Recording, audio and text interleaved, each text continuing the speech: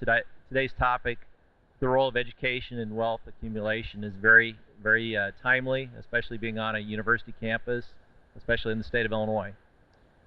First of all, I'd like to thank our sponsors.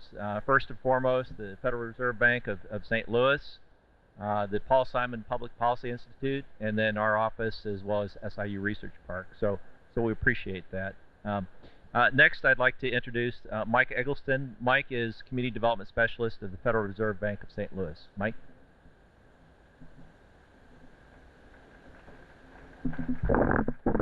Great. Thank you, Kyle. Very happy that you're here today. As Kyle said, we're going to be talking about the role that education in particular plays with respect to one's ability to accumulate wealth. And again, I want to reiterate the co-sponsors here: Dunn Richmond Economic Development Center, the Paul Simon Public Policy Institute. Also want to also acknowledge Rex Duncan from Champion Community Investments for his work in helping us plan today. What I want to spend just a minute or two right now is to introduce our speakers, and then I will turn it over to Bill, one of the co-authors of our essay, to talk about the findings. So Bill Emmons. Bill Emmons is a senior economist at the St. Louis Fed. His areas of focus include household balance sheets and the relationship to the broader economy. He also speaks and writes frequently on banking, financial markets, financial regulation, housing, and the economy. His work has been highlighted in publications such as the New York Times, the Wall Street Journal, American Banker. He's appeared on PBS NewsHour, Bloomberg News, and other national programs. Bill received his PhD from the Kellogg School of Management in Northwestern and his bachelor's and master's from the University of Illinois at Urbana-Champaign. Our panelists, we have three panelists today. Teresa Katubig is the founder and president of Extra Help, Inc. She started that in 1995. Extra Help is a payroll services company and was certified by the Women's Business Enterprise National Council. Teresa is active in Rotary and is also a member of the Goshen. She's a member of the Goshen Rotary. She takes pride in volunteering throughout the community, and she holds a bachelor's degree in accounting and is a certified public accountant. Next, we have Randolph Burnside. Randy is a associate professor of political science at SIU Carbondale here. Joined the department in 2005. He teaches courses in public administration. Randy's current research focuses on disaster behavior, with primary focuses on evacuation, bureaucratic leadership, and management of disasters, and the socio-legal aspects of recovery. Randy's work has appeared in the New York Times, the Journal of Applied Social Sciences, and the Ralph Bunche Journal of Public Affairs. He holds a doctorate from the University of New Orleans. And we also have Kathy Lively, who is the CEO of Mantricon Corporation. Kathy began her work in adult basic education, culminating as an associate dean of adult basic and secondary education at the John Logan College in Carterville, Illinois. She's a past president of the Illinois Adult and Continuing Educators Association and past chair of the Illinois Community College Adult Education and Family Literacy Advisory Council. She currently serves as the president of the Illinois Workforce Partnership Board. So I want to thank all of our panelists for agreeing to be here and really provide some local context to the research that we'll be discussing today. Right now, I'd like to turn over to Bill Emmons. Thank you, Mike. Thank you, Kyle. It is appropriate that we are here on the campus of an educational institution to discuss education and wealth, but really, I think these issues are broader. It's not just education and wealth, it's really education and income, education and health. It's how does education, or the importance, the increasing importance that we put on higher education, how does that fit into our broader society? How do we pay for it? What does it mean for individuals? What does it mean for our society as a whole? So what I want to do is, of course, bring you some of the results that I'll explain the data, but also kind of challenge you to think about these questions of how does education fit in with us as our individual lives and more broadly.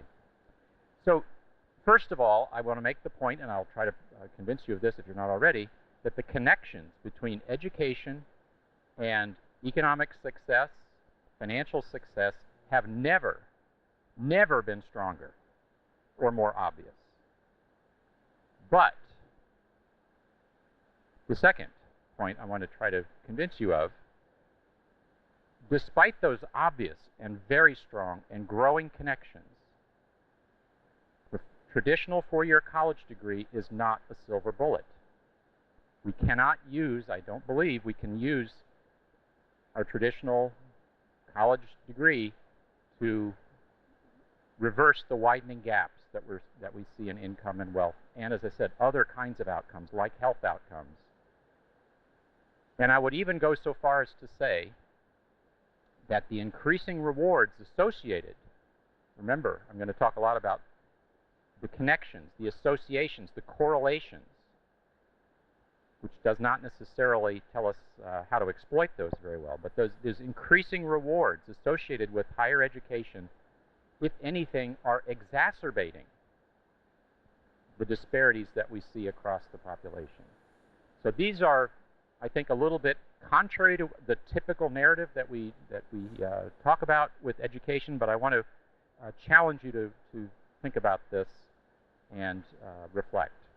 So I'm going to talk about education and wealth, but as I say, I think it stands in for a broader set of societal outcomes, individual and societal outcomes. And so I'm going to say correlation, these connections, the associations that we see are not necessarily causation. So they are not easily exploited for policy purposes. For example, we can't solve society's ills by sending everyone to college, even though it looks like at first glance that this strong association might suggest that.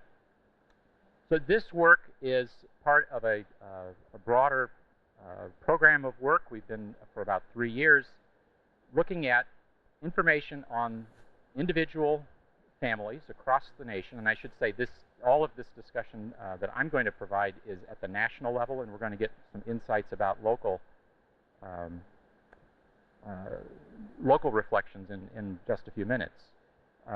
These are data from the Federal Reserve's Survey of Consumer Finances, and what we have done is applied a framework to try to make some sense of what the current situation is and what the longer-term trends have been. So we're applying what we call the demographics of wealth as a framework. So we're looking at the characteristics of individuals and groups of families that they didn't choose and they can't change. Things like when you were born, who your parents were, what race or ethnicity you are. Those things are something that are deeply rooted, strongly, our research and others have shown, are strongly associated with the outcomes that we're interested in. And although I'm not going to get into the policy discussion, I invite the panelists to talk more about it. But I think it does provide at least some food for thought about maybe how policy ought to address some of the disparities that we see.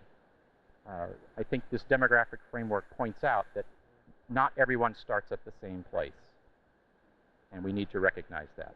So the 3 parts in what we call the Demographics of Wealth series first addressed specifically the connections between race, ethnicity, and wealth.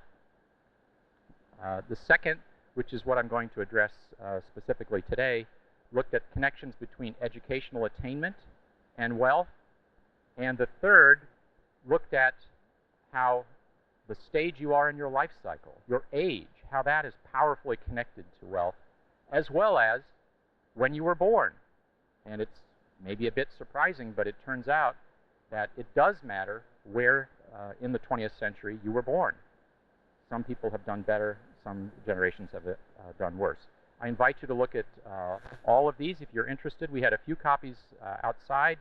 The rest, if you didn't get them and are interested, you can find them there on the website. And you can also go through Connecting Communities, fedcommunities.org. This is available on the table outside also, that will give you a portal not only to this work, but lots of information that would be related. Just a quick plug, we also write some shorter articles, and the most recent one dealt specifically with the connections between education and race and ethnicity and economic and financial outcomes. So if you're interested in that, take a look. So the first point I want to make is what I said just at the top. Educational attainment and wealth, and substitute all of the other things we're talking about, they are highly correlated. So if you tell me someone's education, I can predict with some confidence lots of things about them. For example, their income, and especially their wealth. And it turns out wealth is even more strongly correlated with education than income is. But, and remember I already gave you the but some of the education-wealth correlation is spurious. Some of you know that term. What it really means is that it's not necessarily causal. Just because we see two things appearing together, it doesn't mean that one thing caused the other, or at least not entirely. So this idea of a spurious correlation means there might be other factors that affect both of the things we're interested in, and it's really that other factor or third factor that maybe is the most important thing. So I'm going to give you some examples of this, so just hold this thought in mind, that it's because we see things appearing together doesn't mean that one causes the other. They may be connected for other reasons.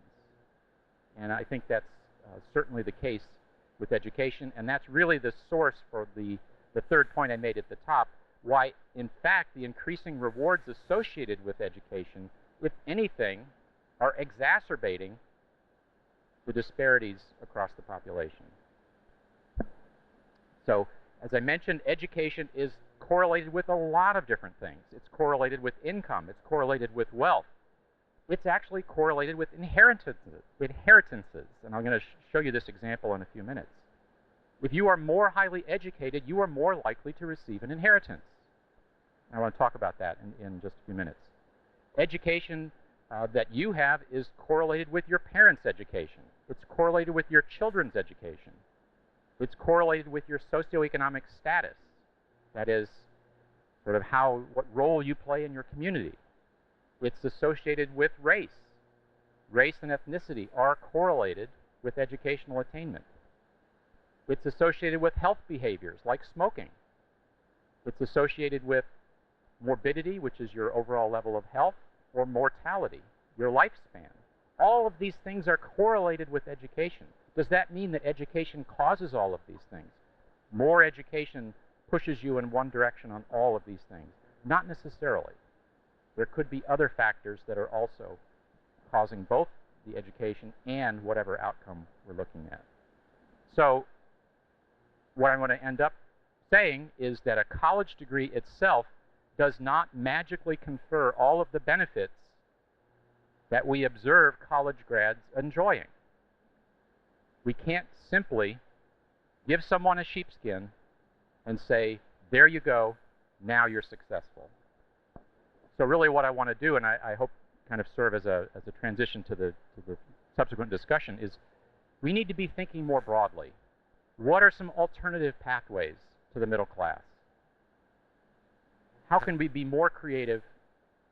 Not throwing the baby out with the bathwater. I'm not at all saying that education is not important. What I'm saying is that traditional education is not a silver bullet.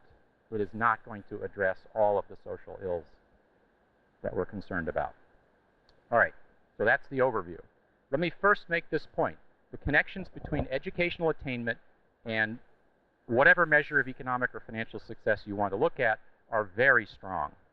So if you can see this, this is a picture that shows the income of American families, and we have data for about a quarter century. So from 1989 was the first year of this survey that has very rich data that we're using. And the most recent observation was 2013. Well, the first picture, or the first impression you should get, it doesn't matter when you look, 25 years ago, 10 years ago, or today. The picture's the same.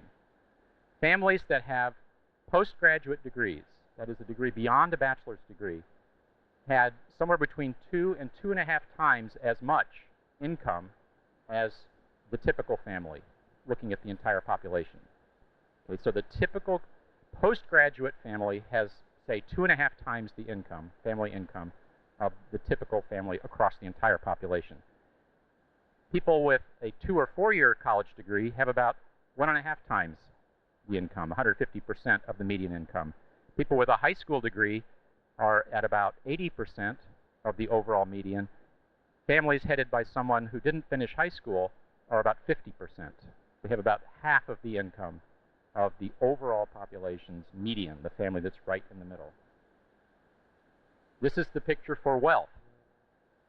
Qualitatively, it's very similar. There hasn't been, from the beginning to the end of the period, there hasn't been a huge change, a lot more volatility, because asset prices go up and down a lot more than incomes vary. But the basic pattern, more education is associated with more wealth, and in fact, I would argue even the relationship is even stronger in terms of wealth. The gap between families with postgraduate degrees versus 2- or 4-year college is enormous, even larger than the gaps between college and high school, or high school and no high school. If you use this same information, show it slightly differently. Put those beginning values, whatever they were, at 100 so we can compare the changes, the cumulative changes in this quarter century of data we have. From the beginning to the end, we can see that families headed by someone with less than high school in 2013 have only 40% as much wealth as similar families did a quarter century ago. 60% lower wealth today at the median among families with no high school versus a quarter century ago. So families without high school have done particularly poorly in the economy, and a similar thing would be true in income, but this is showing wealth. Families that had a high school degree ended up about 30% lower than comparable families a quarter century ago. Above this 100 line, 2- and 4-year degree holders, families, have somewhat more, and postgraduate have the most. So this is saying, over this quarter century, the families, or the groups of families that had these characteristics of not finishing high school, the families that had the least did the worst. They lost the most in percentage terms. Families who had the most did the best. So this is my point, that these rewards associated, and I think they're coming from lots of different directions, that education is having, it's at least associated with this process of a widening of the disparities across the population. So that sort of throws our thinking into a little bit of a reverse, where we think of education as the great equalizer, the leveler, the engine of economic mobility. And yet, looking across education levels, it seems to be driving this widening of disparities across groups. So in percentage terms, that's just the picture that I just showed you, 60% lower income today for the typical family without a high school degree versus 25 years ago. And at the other extreme, families with postgraduate degrees today are 23% wealthier, the typical family, than its counterpart a quarter century ago. So very literally, the rich are getting richer and the poor are getting poorer. In terms of how big are the slices of the pie, in 1989, the first year of our data, on the left, this shows the fraction of all the families in the survey, which is calibrated to match the population, with different levels of educational attainment. So about half of families were high school grads. About a quarter of families back then had not finished high school. And I think we sometimes forget, it's not that long ago when a very substantial, a quarter of all families were headed by someone who didn't finish high school. Well, one of the great achievements, of course, is that that number has gone down. I'll show you the most recent number in a second. That number has gone down. And at the same time, college attainment has gone up. So about 28% of families had either 2- or 4-year degrees or, in fact, postgraduate. On the right-hand side is how much wealth those families controlled. And not surprisingly, given what the information I've already shared with you, families with college had much more wealth. So a disproportionate amount of total wealth is owned by families with college degrees. I mean, that stands to reason from those numbers I showed you before. Now let's go to 2013. Still, about half of families are headed by a high school graduate. Those families headed with someone who didn't finish high school have declined to about 11%. But still, 1 in 9 families headed by someone without a high school diploma. On the other hand, college graduates now represent 39% of families. And on the right, you can see the amount of wealth. 75% of all wealth is controlled by families headed with college degrees, whereas they represent about 39% of families. So wealth accumulation is very, very heavily associated with education. So I will call these fallacies, and I will be the first to admit I think I believed some of these things. Certainly before we got into this, into the data and started to think really hard about why we're seeing some of the patterns we're seeing. So I'm going to call this a fallacy. Someone who believes if you get a college degree, you will be rich. With a postgraduate degree, you'll be even richer. But didn't I just show you that information? But the point is, it's not simply the degree. There are other things going on that are partly responsible for those outcomes. So what we observe is a correlation. That's not necessarily causation. Another, what I would call a fallacy. If we could send everyone to college, we would eliminate wealth disparities. And I say probably not. Not everyone can or wants to finish college. And even among college, I didn't show you this information, but even within college graduates or within postgraduate families, there is enormous wealth disparity. So there are other things going on. It's not so simple to say the sheepskin automatically transfers or translates into financial success. It's a complicated relationship, and I don't begin to say I understand it completely, but what I want to do is challenge you to think about some of these other connections that are at work. So I mentioned before, this is my favorite example of illustrating the idea of a spurious correlation. What you think, that you see things that happen together, and so, well, one must have caused the other. So here's the relationship between your level of education and your likelihood of receiving an inheritance. And this is asked in the survey, have you already received a substantial gift from your parents, or do you expect to receive? So, that's not, you don't have perfect foresight, but at least people anticipate receiving some sort of an inheritance. So from the left, it's postgraduate degree families, college, high school, and less than high school. And you can see the relationship. Working up toward higher levels of education, if you have more education, you are much more likely to receive an inheritance. But it's a fallacy to believe that the education itself causes more inheritances. Instead, it's probably something to do with the parents. Does more education cause more inheritances?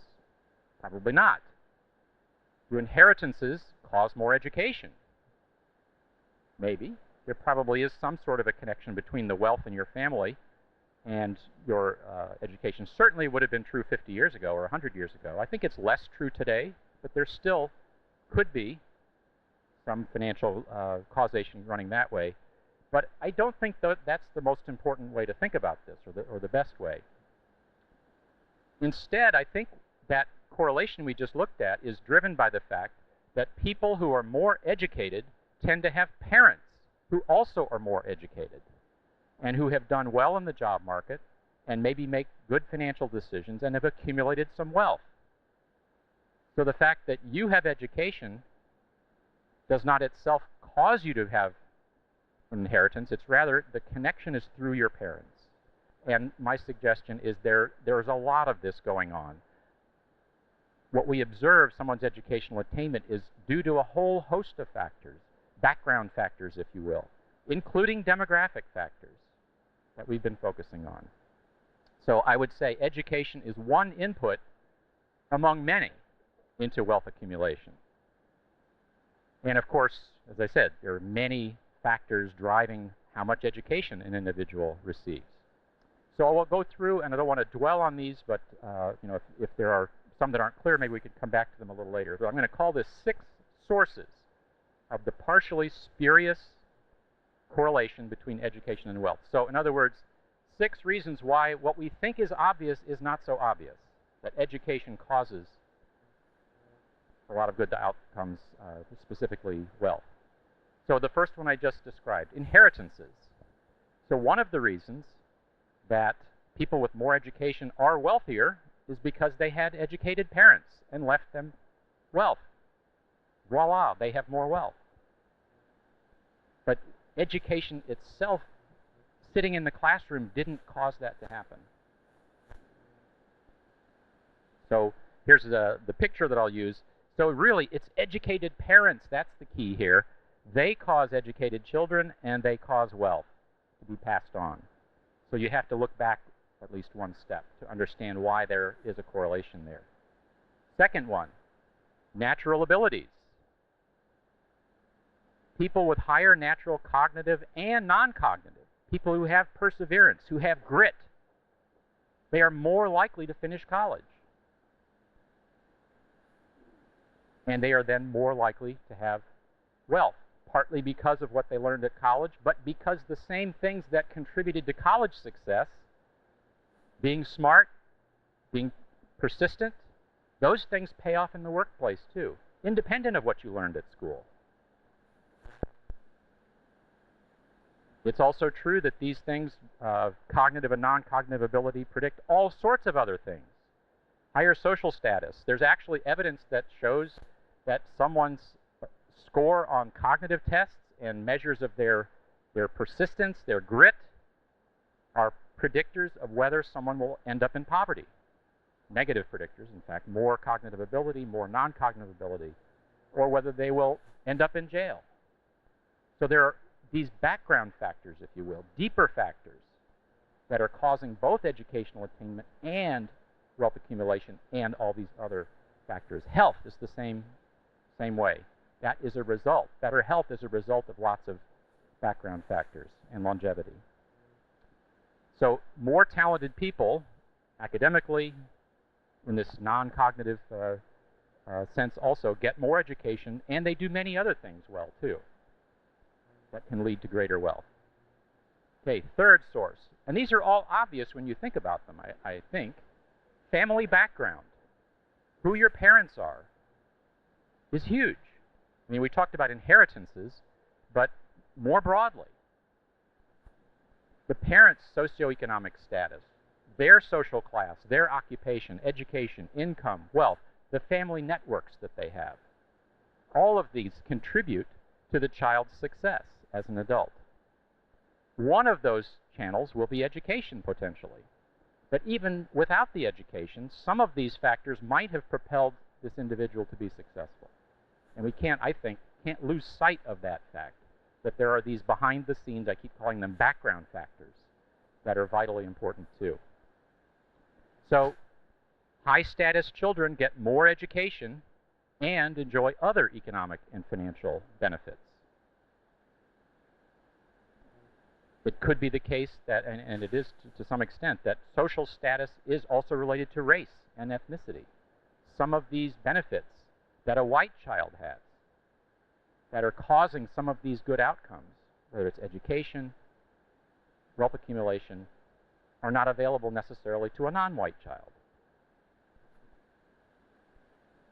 Assortative mating. That's just a fancy way for saying that people tend to marry someone like themselves. In particular, there's very strong evidence people with more education tend to marry another person with a similar level of education.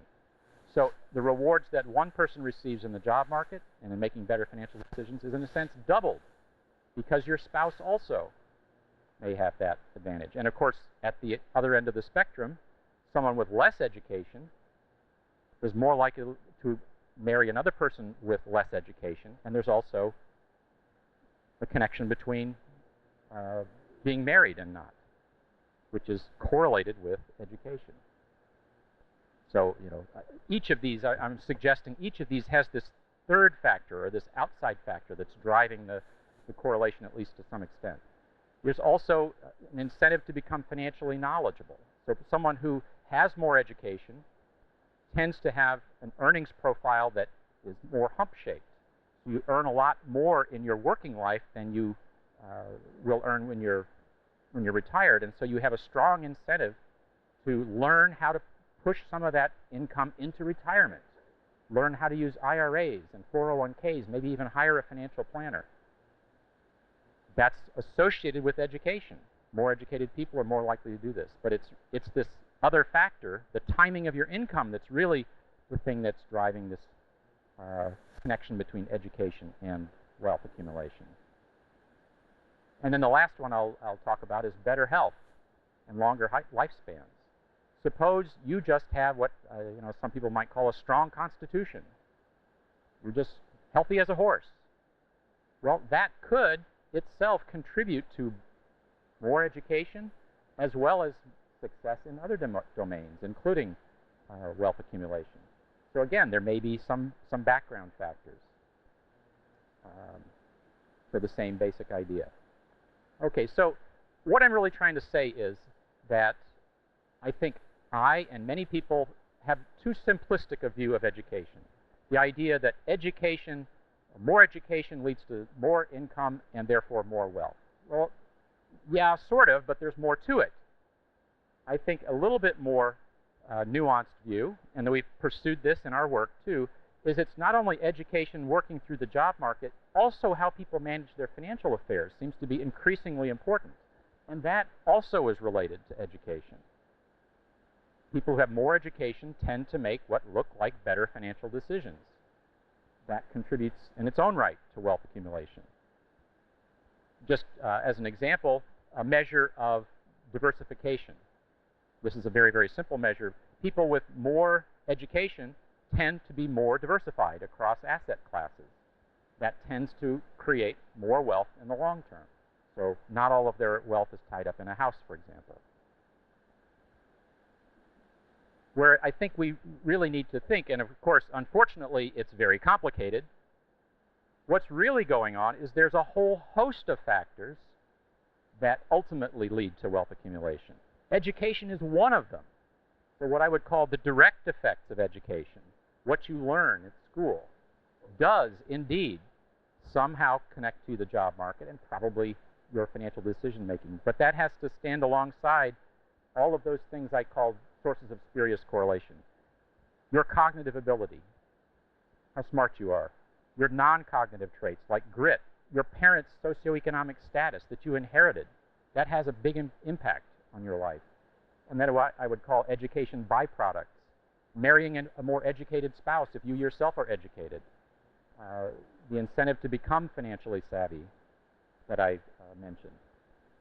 So if it's a little discouraging, if it's a little confusing, that's my intent. That I think, as I've said, education has never been more important. And therefore, I suggest that it has never been more important to be clear-eyed and honest about what education can and cannot do. I think some, and perhaps much, I don't have a number. That's really kind of the holy grail, is could you try to quantify how important are these different effects? Of course, it's different for different people, but could we even get some sort of an average effect? But I do believe that education alone, a college degree, is not magic. There are a lot of things that go into the success associated with people who have college degrees. Many, many factors. Not all of them academic type factors are certainly important. So, and I said I didn't really want to talk about policy because that's not our real role, but I do think that this discussion would lead us in the direction, or at least provide food for thought, that educational attainment alone may be a relatively weak policy instrument. We cannot necessarily count on education, at least traditional higher education, to solve some of the social problems like widening income and wealth inequality. I think it's more deeply rooted, and we have to think more broadly. So I'm going to give the hard job to the panel to think more broadly and deeply. And if you are interested, all of the information I've been discussing is available on our website. Thanks. So thank you, Bill. A lot there to chew on. So we are going to have some time for questions and answers. I just would invite you to write your questions down if you have them right now. We're going to turn to our panel. And then I mentioned we'll have questions and answers, and then Daniel Davis, who's the senior manager at the St. Louis Fed, will wrap things up for us. So. Great. I am Teresa Katubig, and actually they define my business as a payroll service.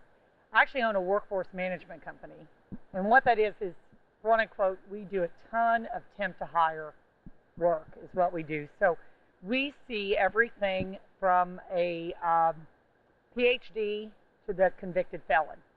When I say convicted felon, I mean ankle bracelet. We have to trace where you're headed.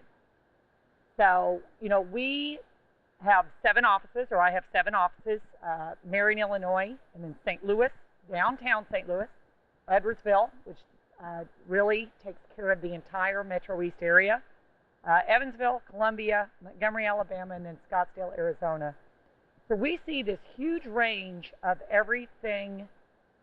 Like I said, we're staffing for professional staffing, where someone's going in as a project manager or IT, and those going in just in warehouses or laborers, or we do the sandwiches for Landshire. I don't know if anybody, so everybody that's working there. So this huge range of things. And I think and I'm just going to talk on the other end, back to the outside. Yes, people get an education, that's great.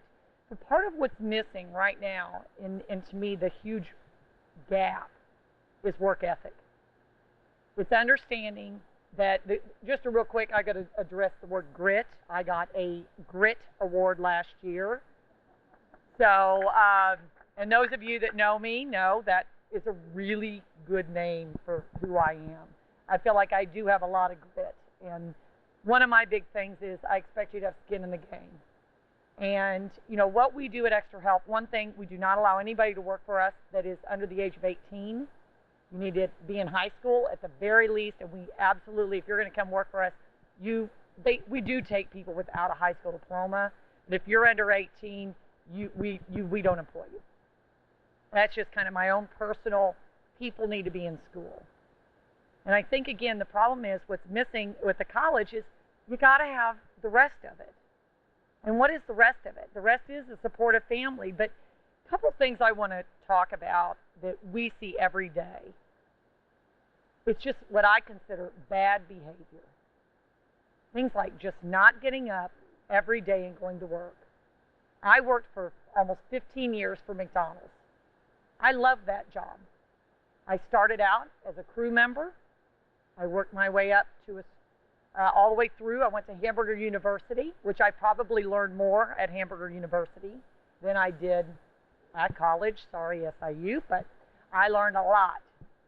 And part of that was because it was hands-on, everyday experience. At McDonald's, you had to go to work every day. You had to show and you knew what hard work was. Now, the thing I see is I hire everything from just an hourly front desk admin to a CPA. I have the same expectations of all of them. But I have people that make $12 an hour and go to Panera for lunch every day. Now, I don't know about you guys, but I call that really bad behavior. Bring your lunch. But sorry. Time management, smoking, drug use. Do you know how many people we see fail drug tests? How can you afford drugs? Really looking at, really realizing that planning your days, time management, driver's license. Driver's license. Do you know how many people we see that don't have driver's license? How do you get to work? Your wife drives you. How does your wife get to work? It's these things where it's this ever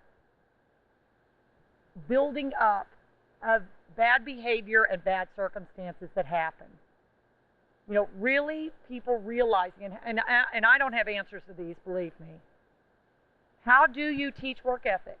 How do you teach non-bad behavior? I speak to high school classes all the time and say, keep your driver's license. Right now they've banned the box. We still have people that will get felony. You'll come in, they have all these felonies. And I don't want to say all these. They have a felony. In the last 7 years, it can be for a really small, I don't say small because I guess it is still a felony, But it's something where at 18 they made a mistake, they got caught selling drugs, just something that all of a sudden they could not afford to get an attorney to get them out of that, get it knocked down to a misdemeanor. It takes them out of so many jobs. And when I mean jobs, I mean that entry level where you can build it up and make something out of it. I did not have a college degree at McDonald's. McDonald's Corporation came to me and said, do you want to be an owner-operator? We need women owner-operators. They never said to me, do you need a college education to do that? They wanted hard workers with people that can make things happen. I see that every day. Most places, Eisen, good example, great employer here in Southern Illinois. You do have to have a high school diploma. But every day, they are promoting people from within that show up every day and do a good job. But what we see, we don't show up every day. We have problems with doctor's appointments, all these other things happening. People just have to realize work ethic, and again, I do not have an answer, is huge. How do you teach pride in yourself? I was leaving the office just a minute ago and passed a young lady, really nice looking lady. You know what she was walking in? Pajama pants. Okay. Kathy's looking at me, oh yeah, every day. How do you take pride in your world, yourself, your car? You know, they get out of their car, dump their crap in my parking lot. Come on. Pride, grit, thinking about it. You know, I think, again, that attitude of people owe me something. Nobody, I don't know about you guys, nobody ever gave me anything. I worked for it. That's exactly how I got it. How do you teach people, again, the meaning of the word skin in the game? They've got to have something vested to take pride in it, is in my opinion. And that's what we see every day where people don't have that. You cannot expect to keep your job if you don't go to work every day. I don't know about you guys. I do believe that some of the things we should be addressing are college loans, and I know Randy's going to talk about that a little bit. You know, let people have skin in the game. We're going to help you with your college loans, but you're going to do this, A, B, C, and D. You're going to work for the hospital. You're going to work for whatever, Teachers of America, some of those things. Extra Help will be happy to help someone because we are at such a disadvantage here in Southern Illinois to find good talent. Real quick, and I think you addressed this. I'm going to tell everybody here that is of a different race. Diversity is huge. I search for it every single day in every one of my offices. I have employers begging for diversity. So do not think for 1 second that your resume is overlooked. It absolutely is not. I'm telling you now, great diversity in the workplace is being looked for, is being searched for. So don't, anybody wants to talk to me later about that, I'd be happy to talk about it. We are in we're in a huge range of areas, and every day we see that. And I need it here in Southern Illinois. I hate to admit it, I don't have one African American in my Marion office. Part of that's because I can't find anyone. We've searched. We continue to search. Luckily, my other offices absolutely have diversity. And what's funny is actually half my diversity problem is actually in the male problem. I have 2 males and 60 women. So I think, again, the other thing, and I know Randy's going to chat on this too, again, the family. You know, we see a lot of single mothers who are really struggling to just keep their head above water. You don't have a college education. It's hard to get one because, again, we're going to cut daycare benefits. We're going to cut these things. You know, a lot of it's just a really vicious circle that we as leaders of the community really need to help try to formulate a policy that's more of a hand up, not a handout. So I know we're going to answer questions. That's really all I had right now. So. Good afternoon, everyone. I think now you get the college professor portion of the session. So I'm gonna touch on 4 points, and I'm not going to go into a lot of great detail because we don't have a lot of time to do these. But there are 4 points, and I call them not so obvious vicious cycle when we think about this topic of wealth accumulation. So and education. There's a not so obvious vicious cycle that takes place. And so I want to run through and tell you what the 4 areas we're going to talk about, then I'll come back to them. The first is the choice of major and the lack of STEM field participation, particularly by students of color and women. The second one is high student loan debt for students and interest rates of that particular debt. The third thing is single-headed households, and the fourth one that I want to talk about is disparities in pay by race and gender. Okay, so I think I want to thank everyone who is sponsoring this event. I think it's very important and timely to have this discussion right now. So let me get into this. So the choice of a major and the lack of, for lack of a better term, large-scale diversity in the STEM fields. And so the STEM fields are the fields that pay the most money for the least amount of education.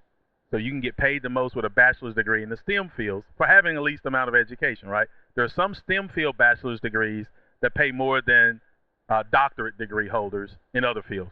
I'm very familiar with that. My doctorate is in social sciences. And I have friends who are engineers and scientists with bachelor's degrees that make more money than me and spend a lot less time in school. But again, what you see, for instance, you see a large disparity in the number of women and the number of minorities that major in those fields. And that goes all the way back to the advice and the education that they get in high school, because there's difficult coursework involved in being successful in those fields, in the areas of math and science. And a lot of high schools, particularly in areas that don't have the proper supportive funding or the tax base, don't impart those skills to students. And so they go off to college, and there aren't programs at a lot of universities, particularly the really good ones, that address those weaknesses in students effectively enough to keep a large amount of students of color and women in those fields. But there's also what some would term a chilly climate for people other than white males and perhaps some Asian students in those fields, right? That there's a chilly climate for women and students of color in those particular STEM fields, and that perhaps they could do a better job in kind of the gateway to those majors in helping students to deal with some of the issues that come along with being in those areas. So just for a few numbers' sakes, I am a social scientist. When you think about the types of majors, you see a much larger number of students of color majoring in the social sciences and humanities areas than you do in the STEM field areas. Now, it comes as no surprise that the social sciences areas and humanities areas are one of the lowest paid areas, and the STEM field areas are the highest paid areas. And so you see more of a concentration of students of color majoring in areas that are lower paid. So the amount of money you make therefore impacts how much money you have to invest into things that will help you accumulate wealth. So that's a clear barrier to accumulation of wealth. If you start out making $30,000 a year as opposed to $75,000 a year, right? That's a clear barrier to the accumulation of wealth, no doubt about it. Okay.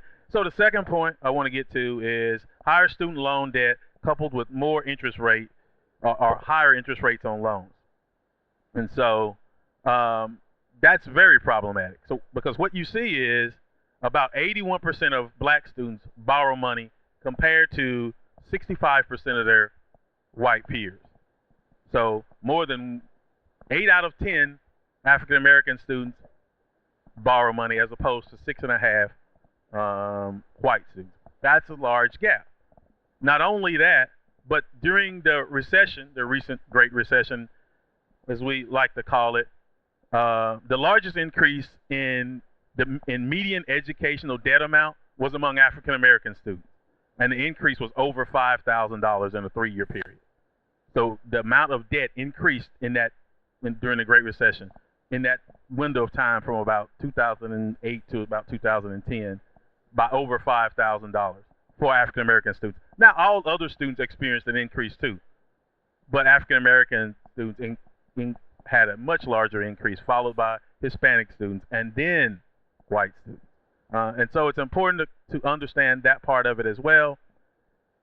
Again, I'll run some more statistics by you. A study done in 2010 by the College Board Advocacy and Policy Center found that 27% of black bachelor's degree recipients had student loan debt of $30,500 or more, compared to just 16% of their white counterparts. Okay? Another interesting statistic for you, 69% of black students who did not finish their college degree cited high cost of tuition as compared to 43% of their white peers. And so I could keep running through a lot of numbers here, but here's a number that I want you to think about. It is estimated that 17.5% of wealth over a lifetime is lost to student debt. Student debt causes a wealth loss of 4 times the amount of the debt.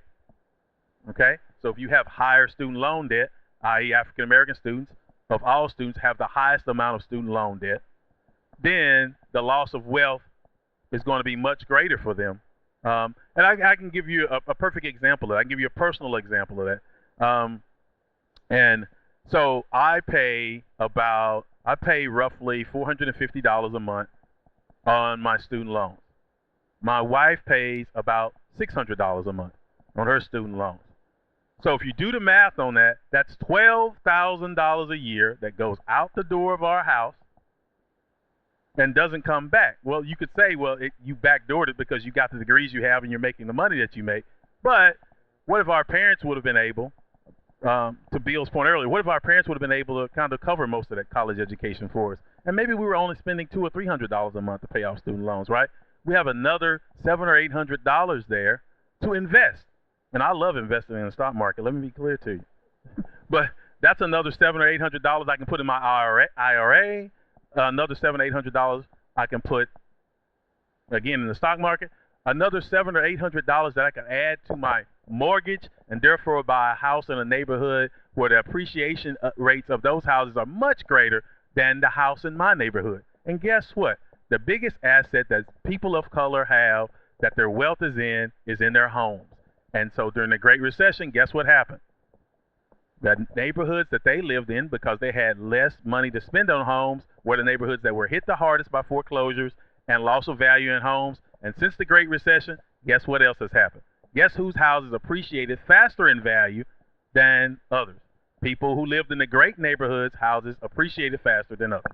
So again, all of that ties back to wealth. A lot of people have their wealth tied in their homes, and those values can fluctuate. The other point, single-headed households, I mean, that's kind of common sense. 2 people that are highly educated have a greater likelihood of accumulating wealth than 1 person, no matter what their educational level is, right? And so what you see, though, if you look at the statistics, more than 80% of Asian American and white American households are headed by 2 adults. The numbers for African Americans, 62%. I mean, for African Americans is 44%, and it's 62% for Hispanics.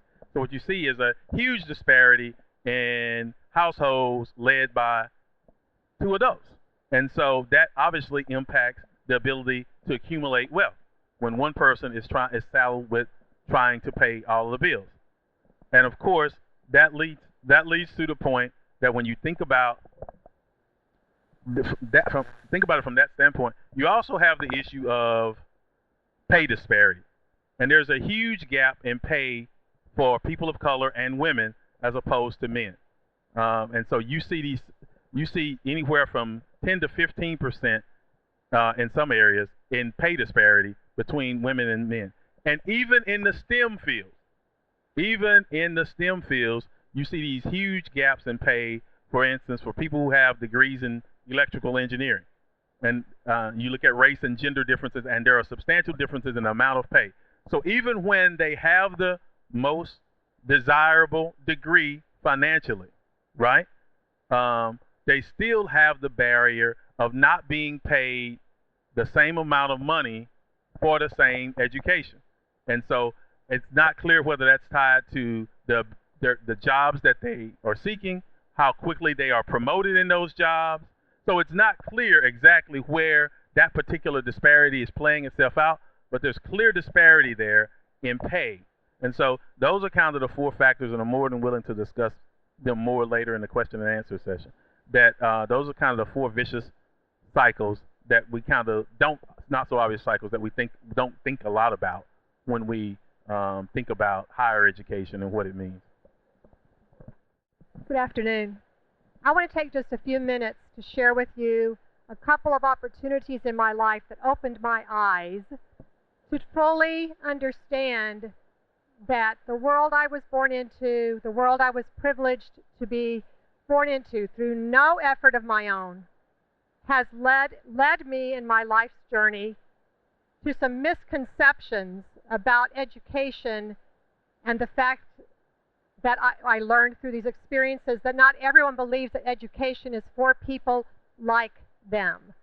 Let me start by saying that I was privileged to be raised in a family with a father and a mother. I was also very privileged to see that my mother's education, when I was in 5th grade, my mother graduated with a master's degree. Raising 4 children, my father was the sole wage earner, and she graduated with a master's degree. I saw and lived firsthand the difference her degree accumulation, her education made in our life. We got to buy a new car. For the first time, we rode in a new car. For the first time, we didn't have to worry. We could actually have donuts on a day besides Saturday. You know, I still understand. I lived in public housing through part of that time because we couldn't afford to buy a house. When my mother graduated from college with her master's degree, we bought a house. So I've lived through understanding that education is the only, in my estimation, thing that can open the doors for people in their lives. But I lived a life thinking that everybody understood going to college was a norm and that going to college was an expectation, because we do that, right? How we're raised is how we think, and our expectations are formed there. When I got to had the privilege of teaching adult education, I was in perhaps my 3rd GED class, working with adults who were coming to GED class at night because they finally got it. They finally knew that if they were going to provide for their families, they had to get a high school diploma. They, however, almost to a one, thought that was their terminal degree. They entered the class thinking, if I can just get my GED or my high school equivalency, then I can provide for my family. So, of course, with my background, I began immediately, every single class, to talk about what's your next step. We're going to get through this step together, but what's your next step in terms of education? It was about my 3rd class, and someone in the class looked at me and said, "Kathy, you seem like a really nice person, but you're not very smart." I said, "Well, how's that?"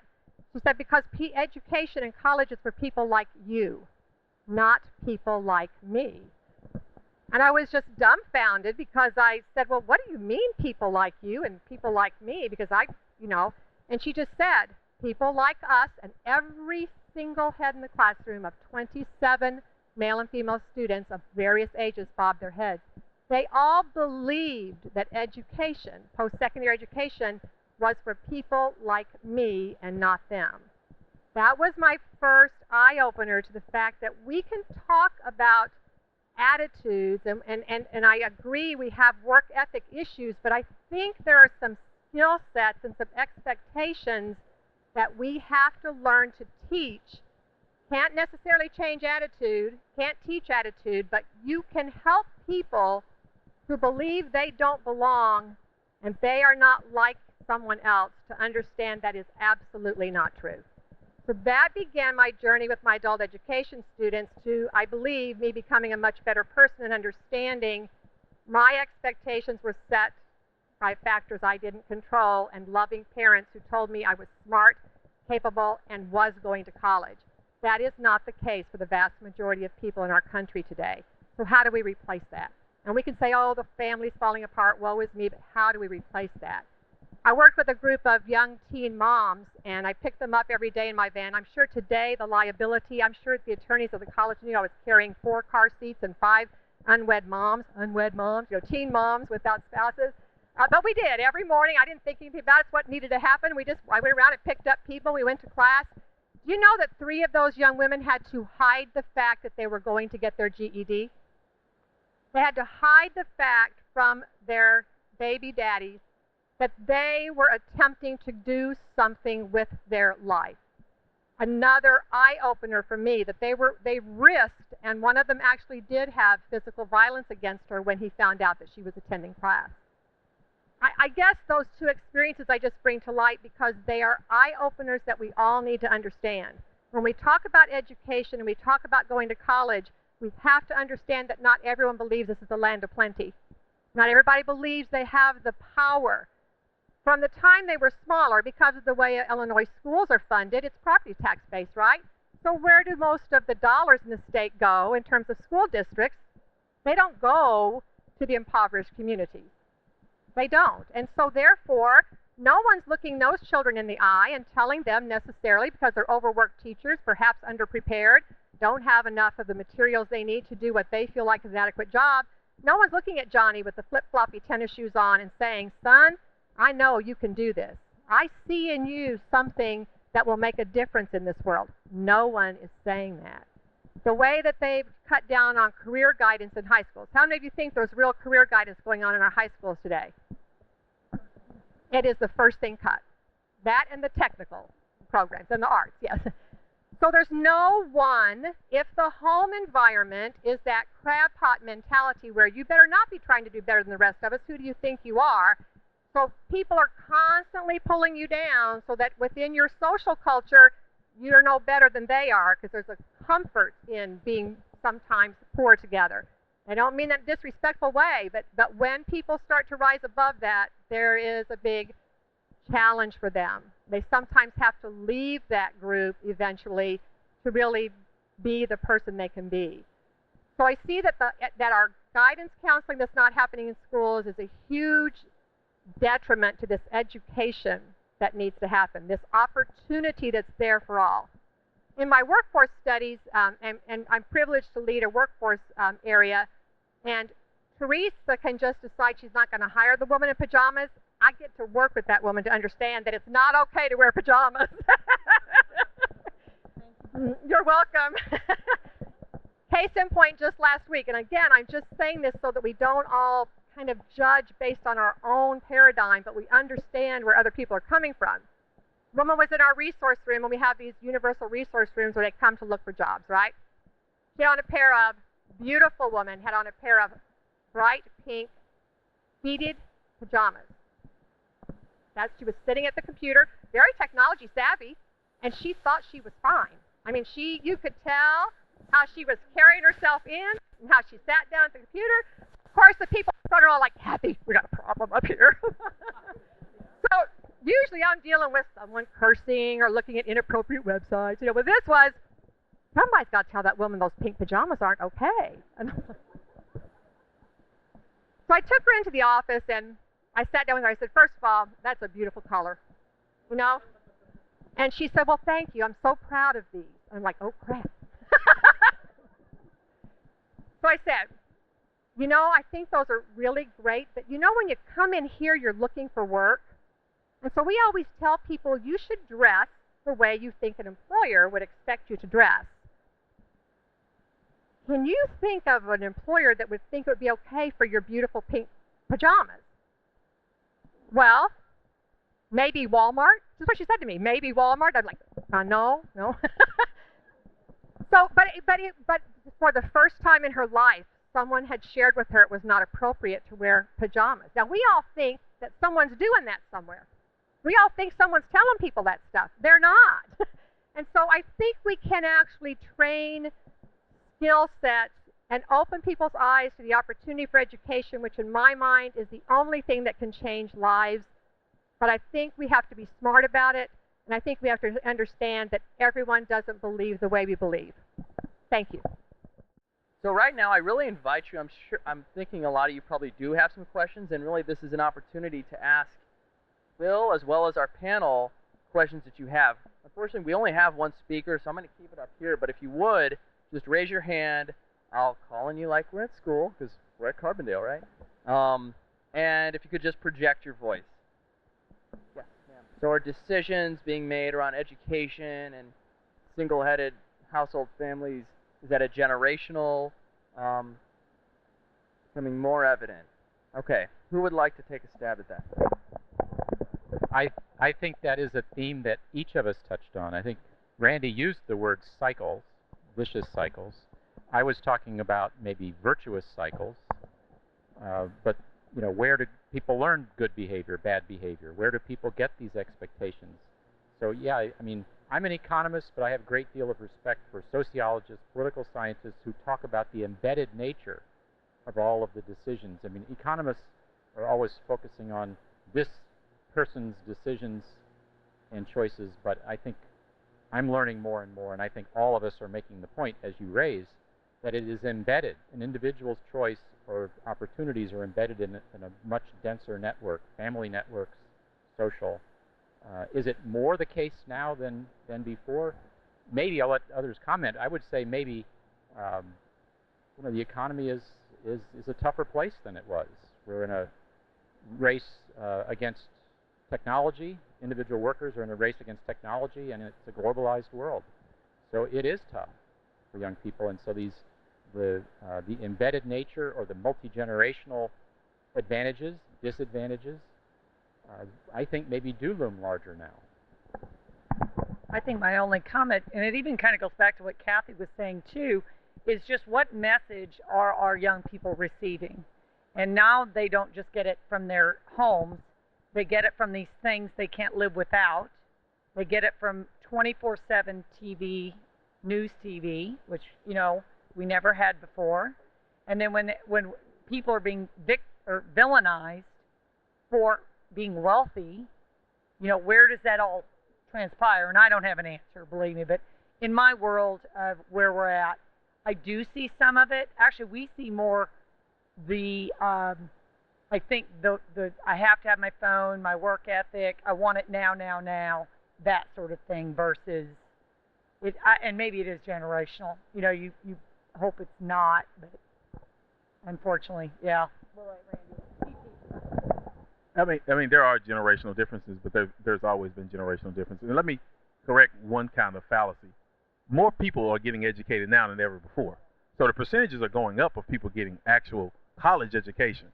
So let me correct that. But the other problem you're seeing, to that point, is that the need for unskilled labor in the last quarter century has declined tremendously. And both of my partners up here can attest to that. The need for unskilled labor, those people with a high school diploma or less, has declined significantly. And so you have a much larger number of those people being unemployed. Now, you've seen that decline at the same time that you've seen the skyrocketing cost of higher education.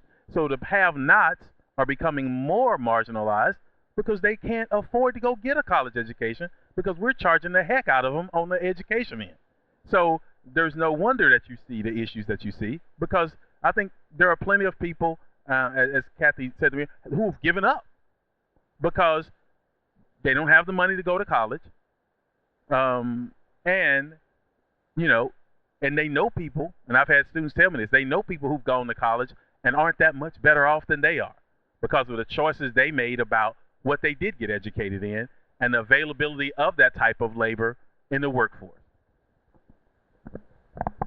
I would say that there is, I think, a much broader public acceptance of single mothers today than there was when we were younger. I always say to my young moms, it's really brave of you to make this choice to be a single parent because now all the responsibility is on you. So that gives you even more need to do the very best with your talents because you are the only one who is legally mandated to help provide for those children that you love. But I do see a lot of that, and it's all complicated within child care issues, and it makes life more difficult for them. I actually have a very personal experience with that. A young lady my daughter went to school with. My mother was a teacher, master's degree, so luckily I was in the line. But a young lady who came to work for me in high school at the Extra Help office was a real good friend of my daughter's. No one in her family had even graduated high school.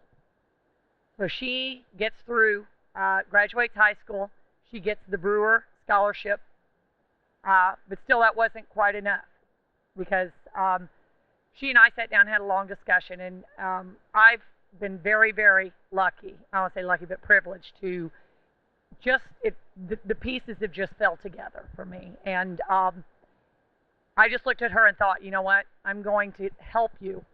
And not only, and you touched on and something I want to ask you a quick question on the mentoring piece. But I think the thing is, all of us need to really look at that situation. If we know someone, so what we did was help provide her support.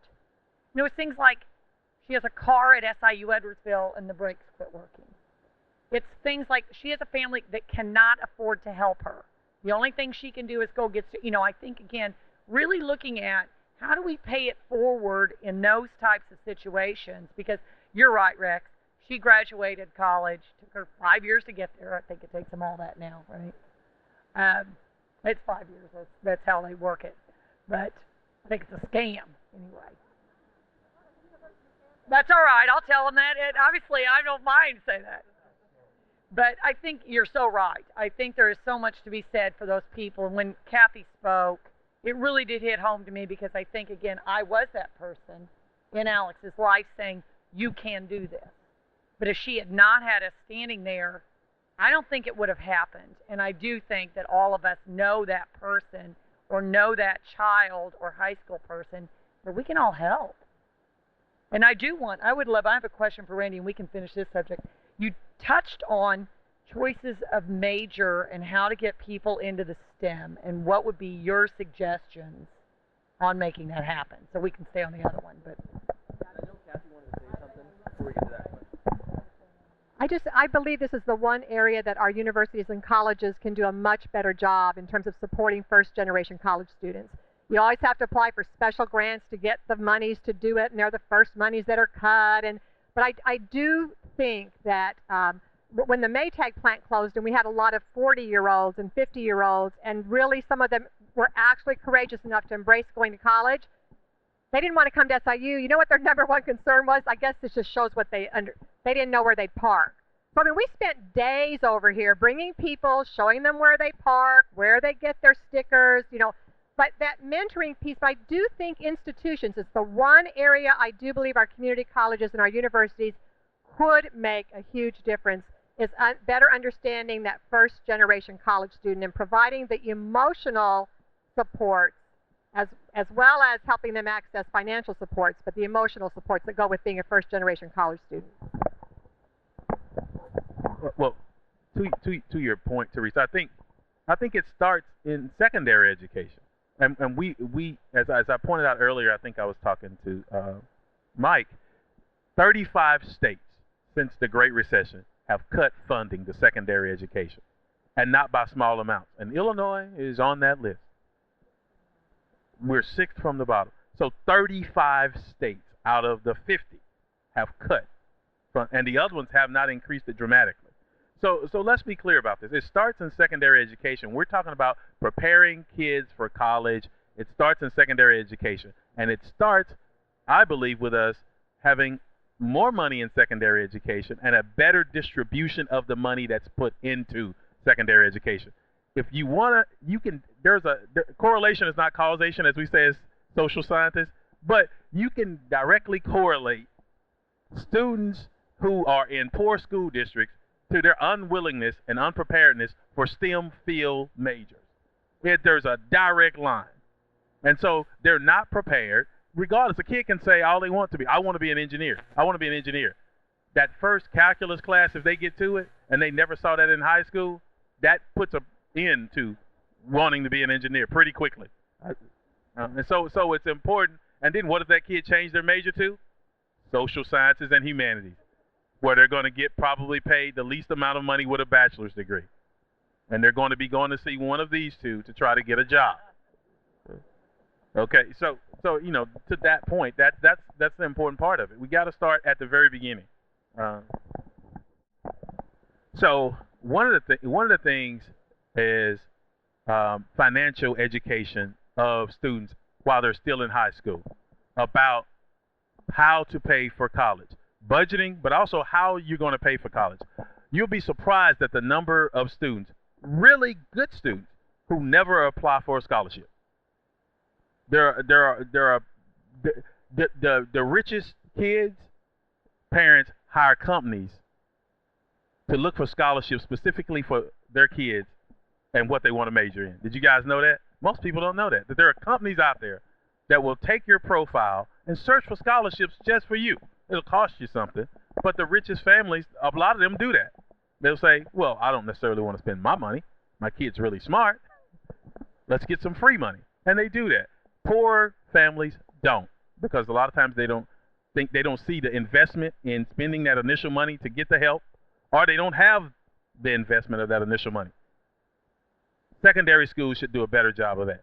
Second thing is financial responsibility, right? You need to understand the difference between the types of loans you're taking out. You have subsidized and unsubsidized at the federal level. One accrues interest while you're still in school, the other one doesn't. What I see a lot of times are students taking out more financial aid loan money than they necessarily need to survive. See, the goal isn't to be comfortable in college because you'll stay longer. The goal is to survive college so that you can get out there and make money. But if you're spending a lot more money in college than you're going to make with that major that you've chosen, you're going to be in trouble. And so we see that. And so, being fiscally and financially responsible, but also avoiding predatory type loans. And students of color are way more likely to have to, for a variety of reasons, default to these kind of predatory lenders because of credit scores and things like that, as opposed to more traditional lenders. And so I think there has to be a lot of education. And we may need to start suggesting to some students that you work for a year or two to save money, stay with your parents, work for a year or two, save up some money before you actually go to college. And I know that may sound kind of non-traditional and crazy and nonsensical, but that may be the best route for some students to decrease the amount of money that they're borrowing, because that interest rate spirals. Trust me, I look at mine once a month, and it just pains me to think about the beach house in Florida I don't have. And I think the thing that, back to education of just the borrower, is when their credit score goes up, I don't think people realize their insurance prices go up. Everything they touch when it comes to just getting insurance for their car. I had a young lady one day, she comes in, she goes, oh my gosh, my insurance on my house is like $2,000. She lived in a $50,000 house. I said, what? I said, I don't think I pay that for my house. You need to call my person, and you need to, and whatever. So she does. She goes back, she goes, you told me my credit rating is the pits. That's why my prices are what they are. And I don't think a lot of us, even I had no idea, to be real honest, that it went to those types of things. So I'm with you on the budgeting and education at that secondary level of how do you balance checkbook. I mean, I have people that work for me, they just get online banking, and they think, there's money in here. I have money. So I will recommend the New York Fed has a number of people who are looking at student loans, has some very interesting findings. One pattern that they have found is that student debt seems to have changed the timing of some important life events. So, and it's hard to separate that from the recession. But for example, people with more education debt are delaying marriage, delaying childbearing, delaying homeownership, delaying buying a house. There's also, at the same time, the largest fraction of young people living at home with their parents for many, many decades. So, one interpretation is this is a net loss. Another interpretation as well is just changing the timing. People may still do all those things. It's just going to be at a different time. Different comments based on some of the same research. Maybe the people doing this work might think this is too drastic a simplification, but I want to say there are three types of student borrowers. There's one who are deeply, deeply damaged, and those are people who drop out without a degree, but they have the debt, or people who go to what I would call flim-flam schools and get degrees that don't mean anything and don't actually provide value.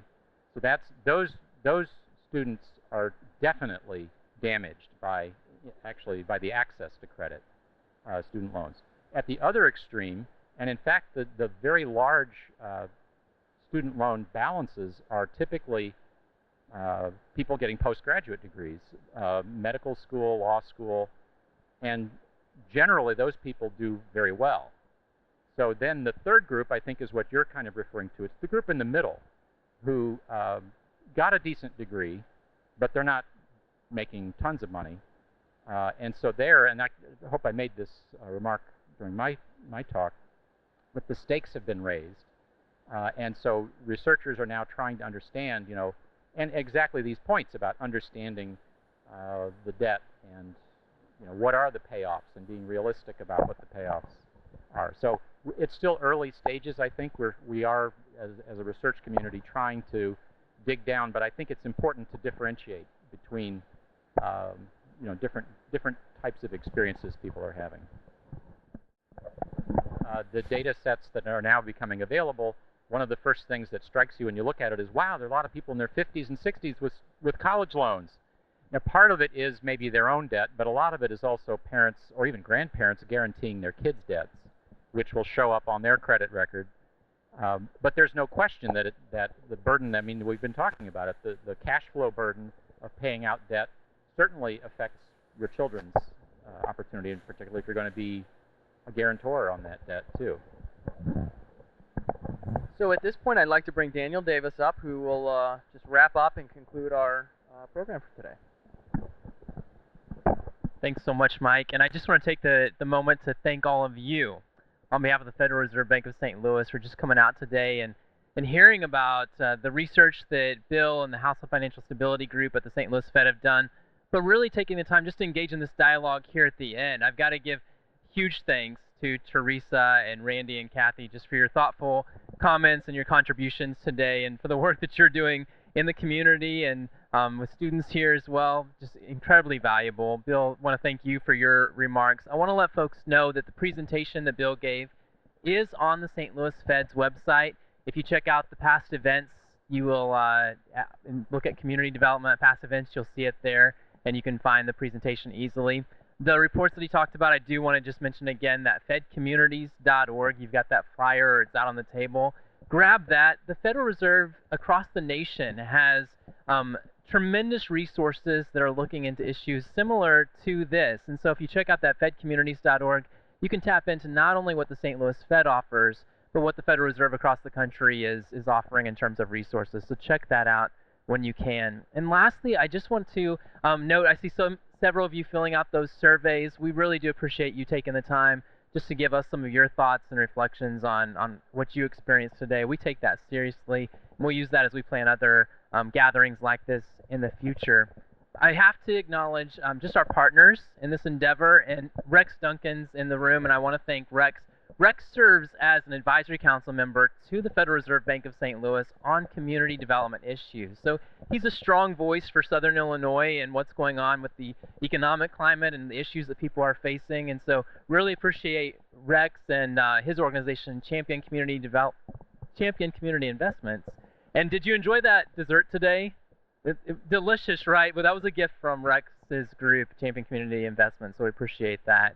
We really want to thank just our partners in today's endeavors. Kyle's in the room.